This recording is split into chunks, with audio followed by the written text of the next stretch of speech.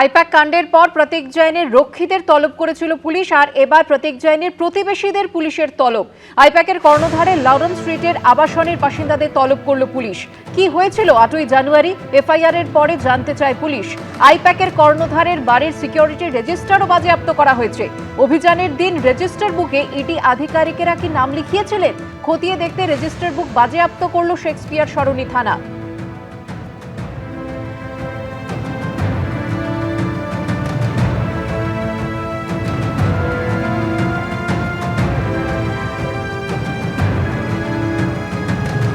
তৃণমূল কংগ্রেসের সর্বভারতীয় সাধারণ সম্পাদক অভিষেক বন্দ্যোপাধ্যায় তিনিও বলছেন বৃহস্পতিবার মমতা বন্দ্যোপাধ্যায় যা করেছেন ঠিক করেছেন। আমায় কম টর্চার করেছে? কতবার ডেকেছে? আমাকে ডেকেছে, আমার স্ত্রীকে ডেকেছে, আমার ছোট ছোট ছেলে মেয়ে এয়ারপোর্টে আটকে দিয়েছে। 4 বছরের ছেলে,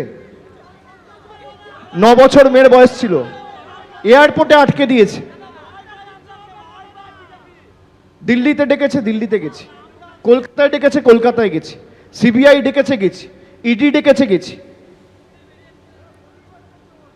কি ভাবেন যে আমরা ইডি সিবিআই ডাকবে ভয় পেয়ে যাব? তৃণমূলকে যত চমকাবেন তৃণমূল তত শক্তিশালী হবে। আমাদের ধমকে চমকে লাভ নেই। সবার তো মেরুদণ্ড থাকে না। যারা বিশ্বাসঘাতকতা করে গেছে তারা তো ধোয়া তুলসী পাতা। ইডি সিবিআই লাগিয়ে কোনো লাভ নেই। মমতা বন্দ্যোপাধ্যায় জিনিসটা কি, সিপিএম এর থেকে ক্লাস নিয়ে আসুন। বিজেপির নেতাদের বলবো, ক্লাস নিয়ে আসুন। 34 বছরের জগদ্দল পাথরকে ভেঙে চূর্ণ বিচূর্ণ করেছে। সিপিএম এর বোম বন্দুকের কাছে মাথা নত করেনি। আপনি তো কোন ছাড়? বোম বন্দুকের কাছে মাথা নত করেনি। হাত, পা, কনুই, হাঁটু সব ভেঙে দিয়েছে, তাও মাথা নত করেনি। আর আপনি ভাবছেন ইডি সিবিআই গিয়ে পাঠিয়ে মমতা ব্যানার্জিকে দুর্বল করব? ইডি সিবিআই এর সাথে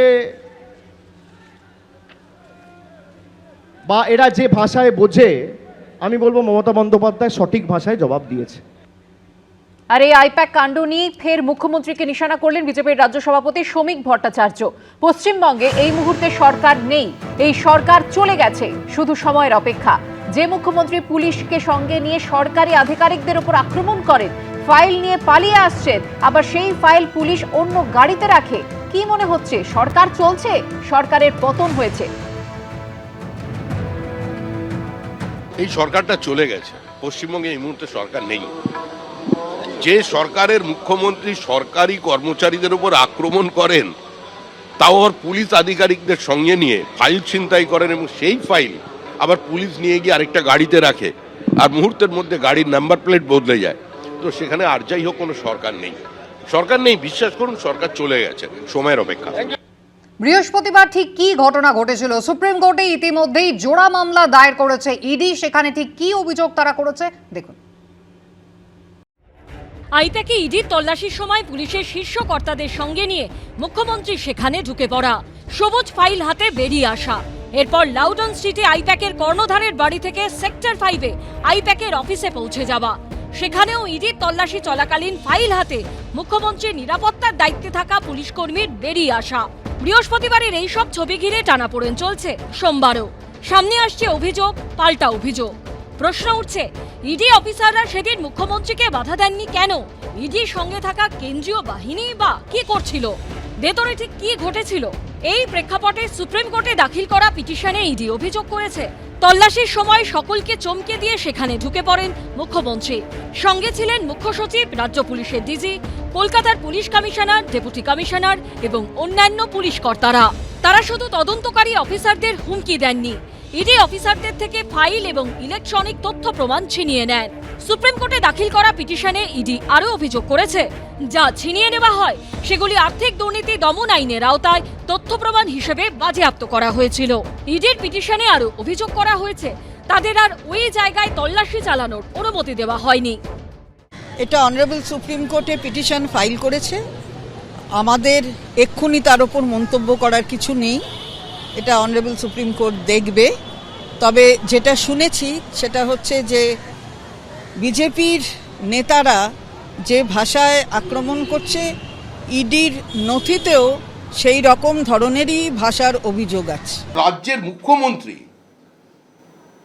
তিনি চিফ সেক্রেটারিকে সঙ্গে নিয়ে, ডিজিকে সঙ্গে নিয়ে, পুলিশকে সঙ্গে নিয়ে গিয়ে একটা সরকারি সংস্থার তদন্তের গুরুত্বপূর্ণ নথি ছিনতাই করছেন।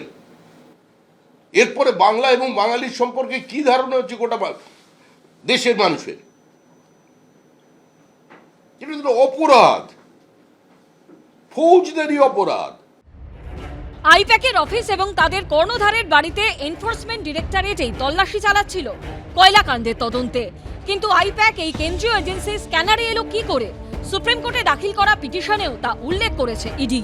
তারা দাবি করেছে আন্তঃরাজ্য আর্থিক তছরূপের মামলায় তদন্ত চলছে, যেখানে অবৈধ কয়লা খনি থেকে ২,৭৪২ কোটি ৩২ লক্ষ টাকার তছরূপের অভিযোগ রয়েছে।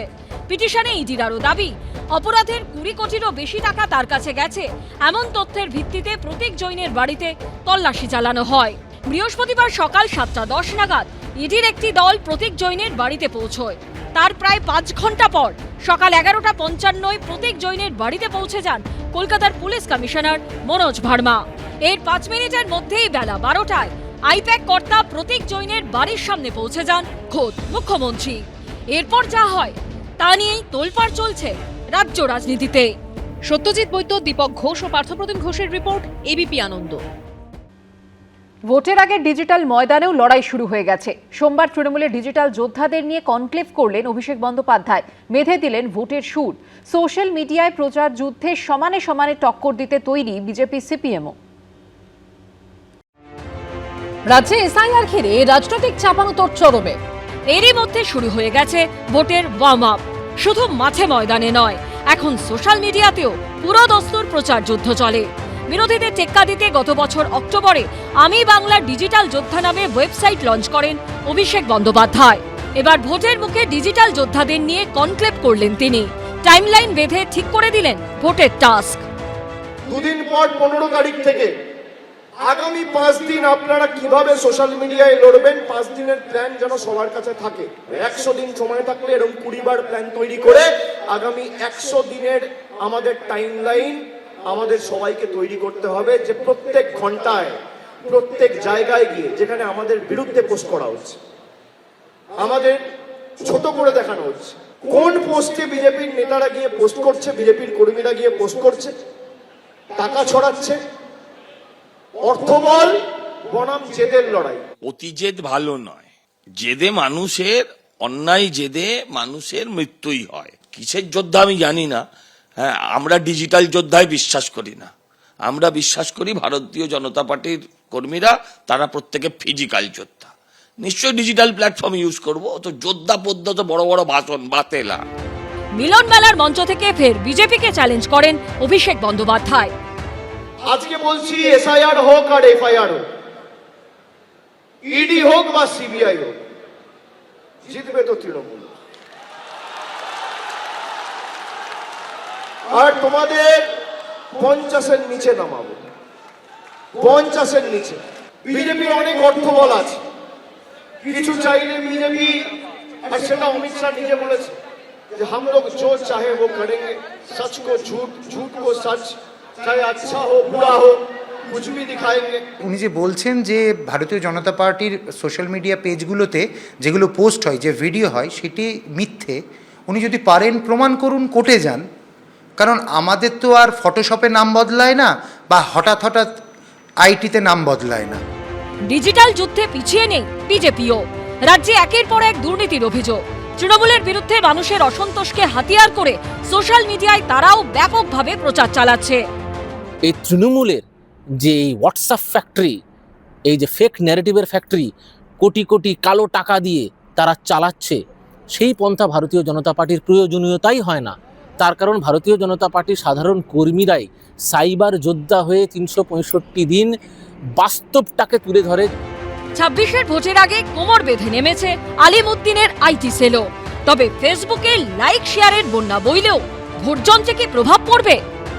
এই নাটকবাজির কায়দা, নানান চিত্রনাট্য তৈরি করে করে চলা, এটা অপোজিশন করতে পারে, তৃণমূল বিজেপিরা করতে পারে, কিন্তু আমরা সত্য কথাটা মানুষের কাছে ফ্যাক্টস অবজেক্টিভলি মানুষের কাছে পৌঁছক, এটা আমরা চাই। সোশ্যাল মিডিয়ার অ্যালগোরিদম কে চালায় হচ্ছে বিদেশি শক্তি। সুতরাং বিদেশি, আমরা যদি মনে করি যে সোশ্যাল মিডিয়ার উপর দাঁড়িয়ে ইলেকশন জিতবো, তাহলে কিন্তু আমরা নিজেদের এই ইলেকশন জেতা হারাটা বিদেশি শক্তির হাতে অনেকটাই তুলে দিচ্ছি। অ্যালগোরিদম যদি সামান্য চেঞ্জ করে দেয়, আমি 1000 চেষ্টা করেও পৌঁছতে পারবো না, আবার একজন খুব কম চেষ্টা করে অনেকের কাছে পৌঁছে যাবে। ভোটের মুখে যে যা পারছে অভিযোগ তুলছে, প্রতিশ্রুতি দিচ্ছে, প্রচার চালাচ্ছে, কিন্তু শেষ কথা বলবে মানুষই। কৃষ্ণেন্দু অধিকারী, দীপক ঘোষ ও ভাস্কর মুখোপাধ্যায়ের রিপোর্ট, এবিপি আনন্দ। এবিপি আনন্দ, এগিয়ে থাকে, এগিয়ে রাখে।